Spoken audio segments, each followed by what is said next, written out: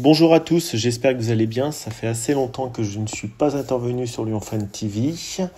Je crois depuis le mois de septembre, si je ne me trompe pas. Depuis, de l'eau a coulé sous les ponts en plus et en moins. Donc, ça a radicalement changé, on va dire. Autant au mois de septembre, les indicateurs étaient clairement dans le rouge. Autant là, on va dire qu'on est passé au orange du côté du club. À peu près sur tous les niveaux. La première chose à dire, c'est bravo à Pierre Sage, parce que les trois derniers coachs, Peter Bosz ou Fabio Grosso, étaient des entraîneurs étrangers qui n'avaient clairement pas saisi peut-être ce qu'était le rendu d'un footballeur français de haut niveau en Ligue 1. Ils n'avaient pas compris la sensibilité de la Ligue 1 et du championnat. Il y en avait un qui a eu beaucoup de crédit et beaucoup de temps, c'est Peter Bosz, et qui est venu, excusez-moi, et j'en enlèverai jamais les doigts de pied en éventail, parce que lui, on lui a laissé quand même beaucoup de temps et beaucoup de chance pour faire quelque chose d'assez moyen. Alors tant mieux s'il réussit désormais à Eindhoven. Et Fabio Grosso qui est venu en mission pompier de service après Laurent Blanc, qui a essayé de créer des électrochocs un peu de partout, et ça n'a pas fonctionné. Bon.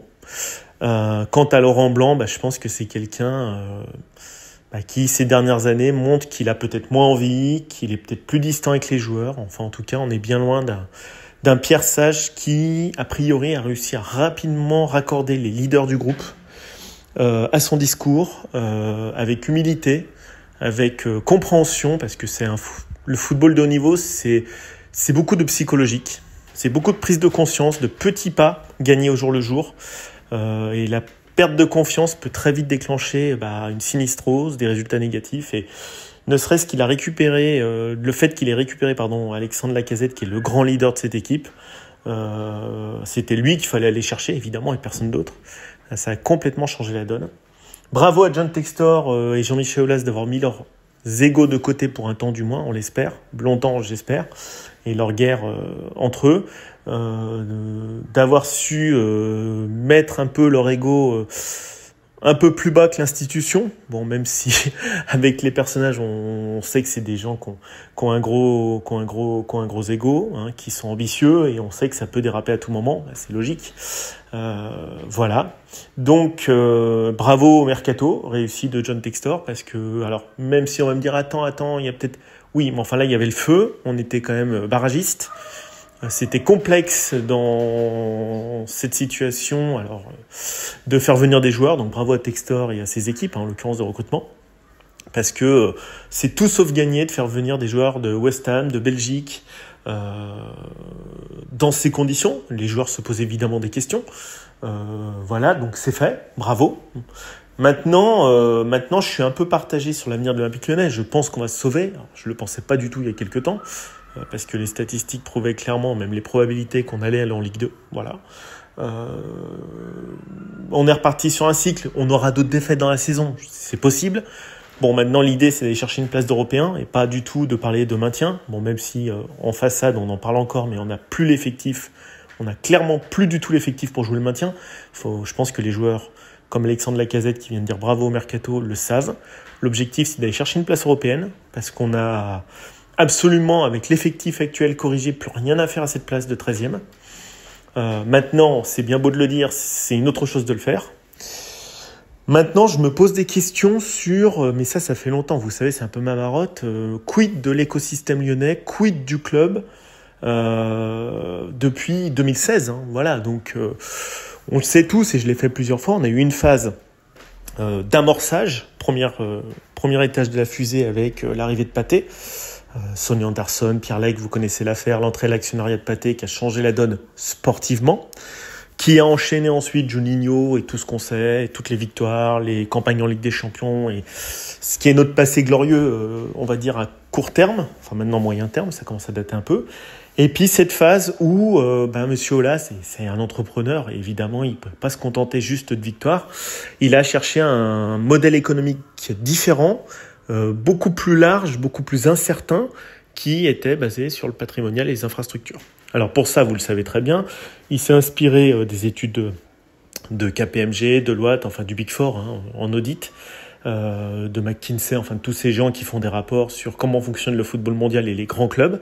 Et il a dit, moi, je veux copier le modèle du Bayern de Munich, et d'Arsenal, qui, l'un à travers la Coupe du Monde 2006 en Allemagne et l'autre à travers son Emirates Stadium, a voulu clairement dire, voilà, l'avenir, c'est le patrimonial, c'est le foncier. Plus on va construire de stades, de centres d'entraînement et tout, plus on va être pérenne face à des modèles qui, au début des années 2000, ne l'oubliez pas, recontextualisés, type FC Barcelone ou Real Madrid de Florentino Pérez, à l'époque il venait d'arriver en 2000, vous le savez, avait basé sur l'endettement massif. Et il y avait une grosse critique de l'endettement massif du mercato. Entre les années 2000 et 2008, 2010, l'Espagne était quand même un pays en grande difficulté, surtout après la crise financière, et Florentino Pérez, lui, a massivement mis de l'argent dans des achats type Benzema, Cristiano Ronaldo, Kaka, enfin vous connaissez l'histoire, les Galactiques quelques années avant, entre 2000 et 2004, et à contrario, Jean-Michel Aulas était persuadé à l'époque de dire non, le modèle vertueux économiquement, c'est pas le Real Madrid, c'est pas Monsieur Pérez qui va négocier dans les ministères à droite à gauche pour obtenir un centre d'entraînement, pour obtenir pour obtenir des joueurs, pour obtenir des passes droits, des effacements de dettes, des machins. Voilà, c'était un peu le discours ambiant de l'époque et il s'est dit moi je vais copier le modèle vertueux d'Arsenal et du Bayern.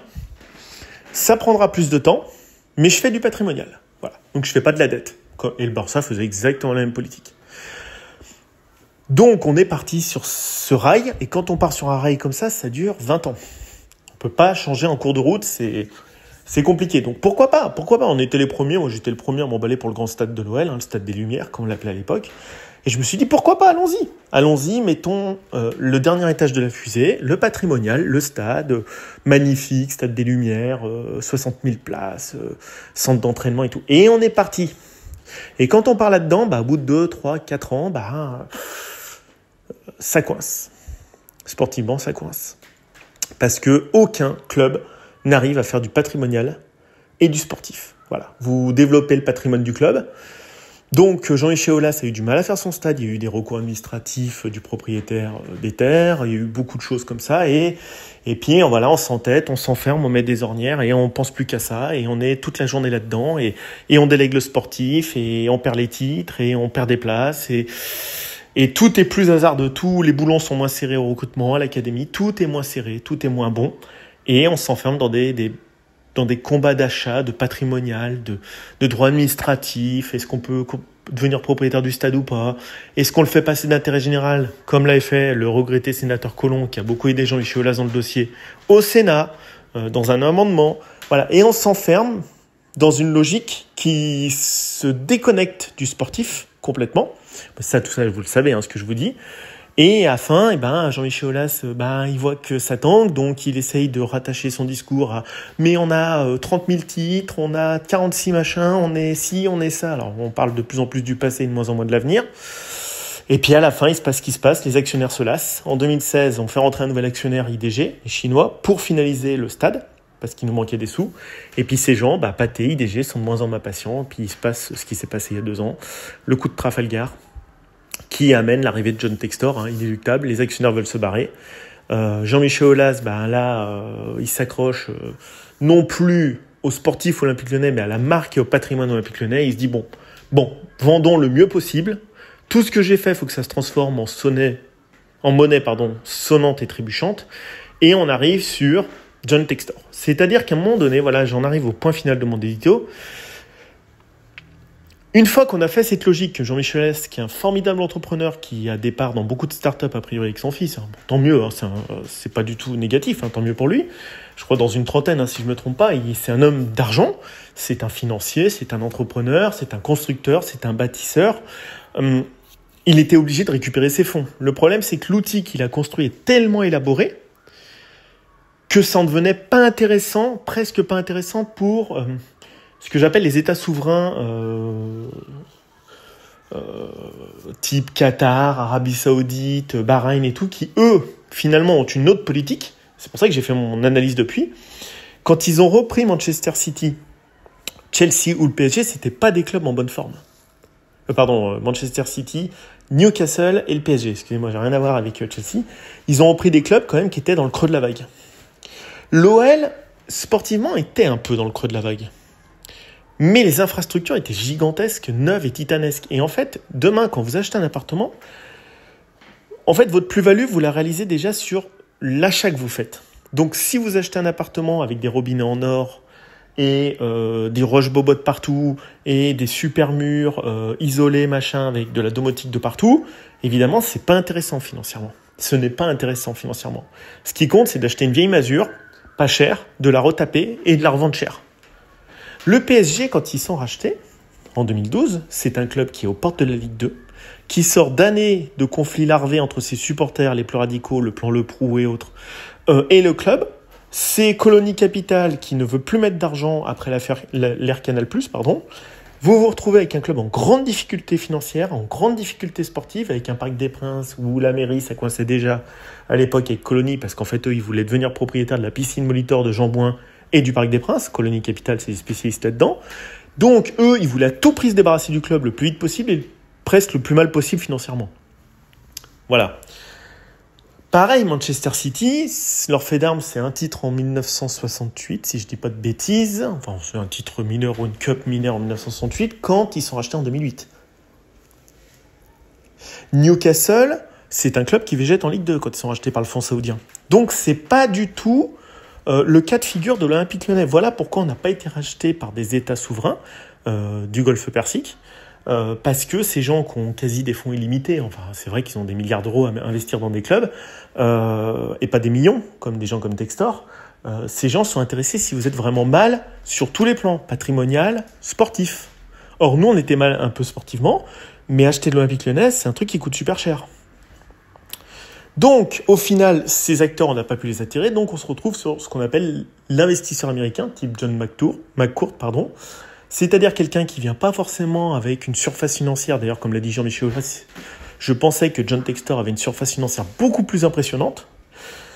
Vous vous retrouvez avec un outil qui coûte cher, avec une arena, avec OL Reign à Seattle, avec OL Féminin, avec Groupama Stadium, OL Valley et tout. Vous vous retrouvez avec tout un tas d'infrastructures patrimoniales, donc de l'actif pierre, ou des équipes connexes OL Féminin ou OL Reign, et en fait tout ça, ça sert pas beaucoup à la performance de votre équipe masculine, qui reste, quoi qu'on en dise, ce qui fait de vous un club connu dans le monde.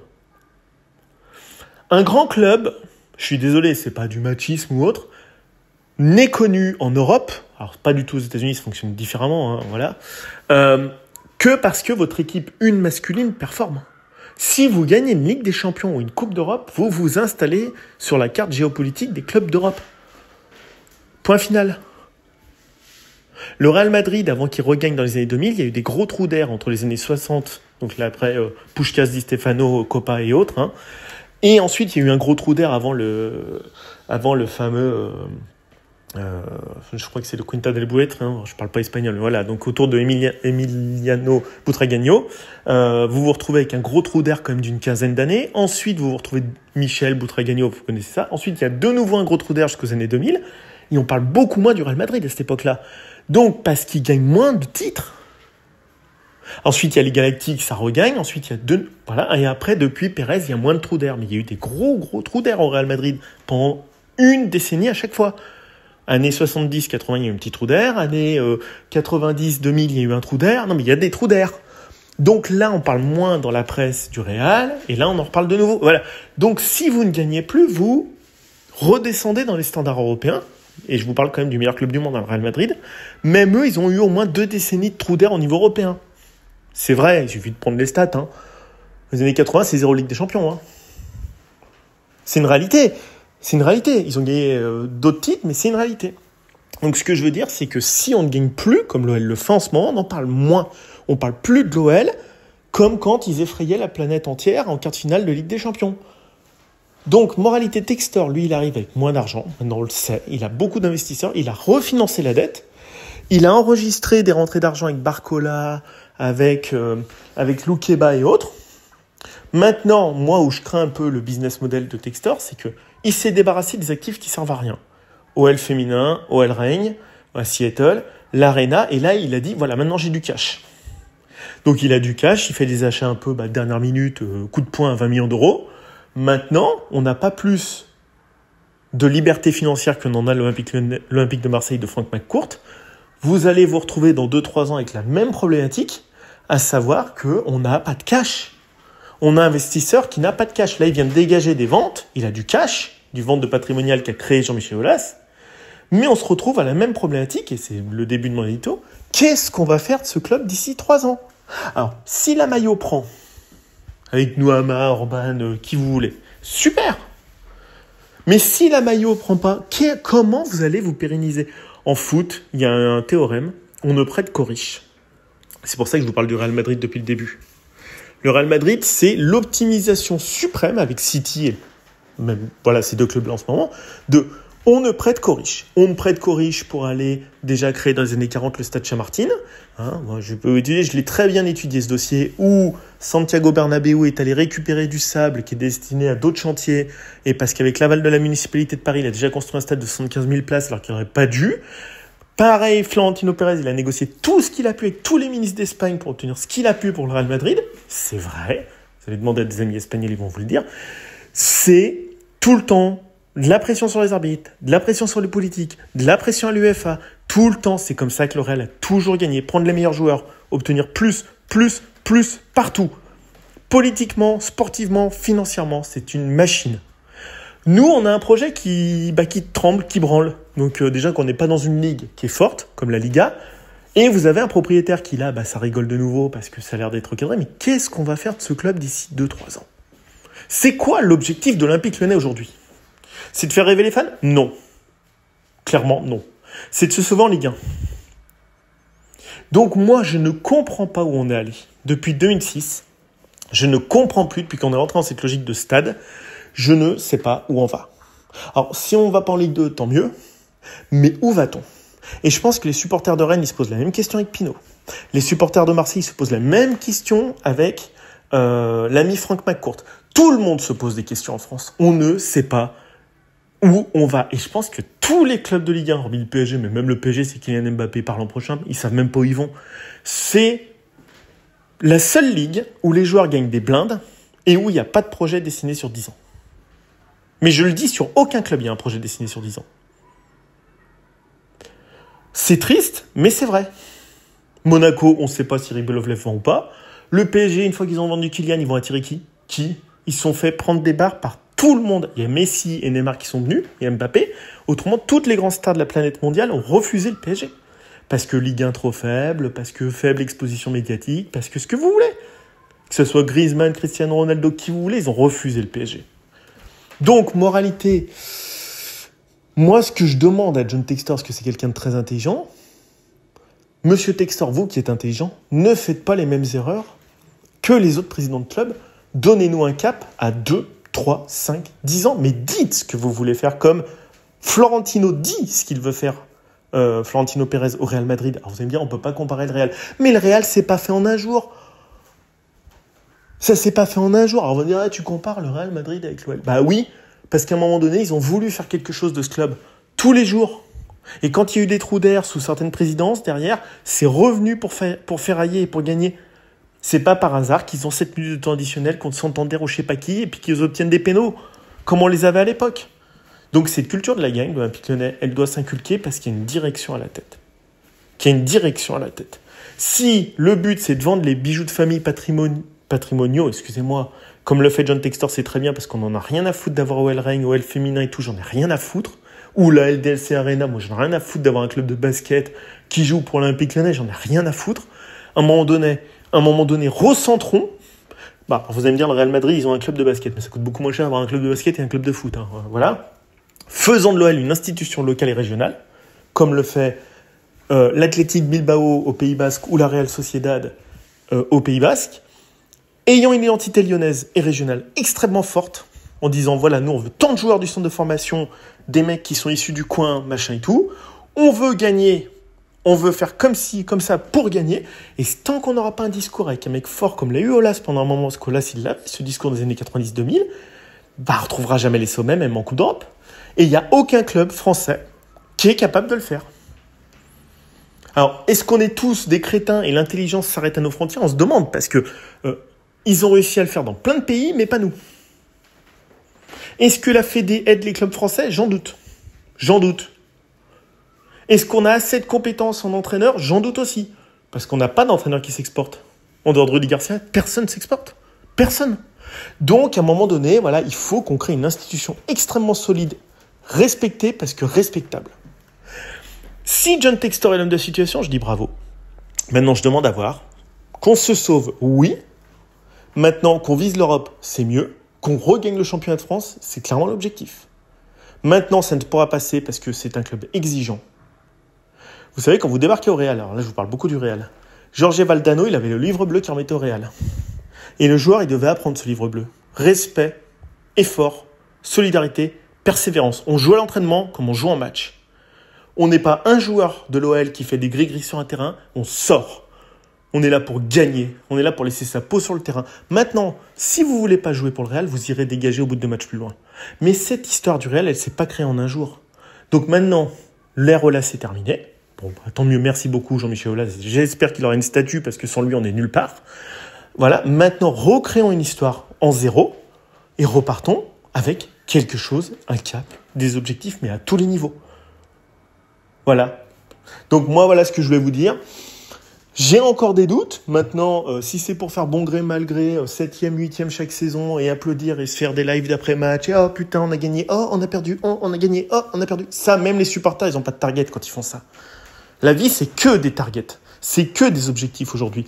On est dans un monde où celui qui a le plus de fric et qui met le plus de pression. Mais pour avoir du fric, il faut que des partenaires investissent dans notre club, mais des gros partenaires. Pas des mecs qui viennent faire de la spéculation à l'Olympique Lyonnais. Des mecs qui se disent, putain, le mec qui a la tête Textor, lui, il en veut. Il pose ses baloches sur la table et il veut faire. Voilà. Je vous ai fait un peu le résumé de ce que je pense. J'essaye de voir un peu sur le plus long terme l'Olympique Lyonnais.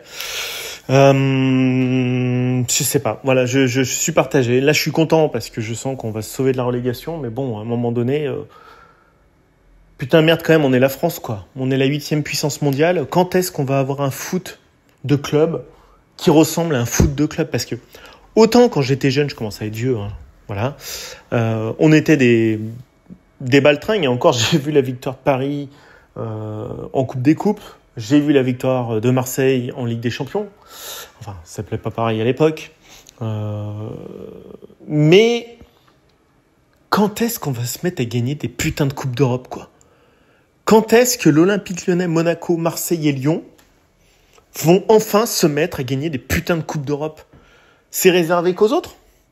Parce que, voilà, là, on se pavane au jour le jour, et désolé pour Thomas et ses équipes qui font des lives d'avant-match après match, mais à un moment donné, voilà, il faut voir un tout petit peu plus loin que le museau collé à la feuille.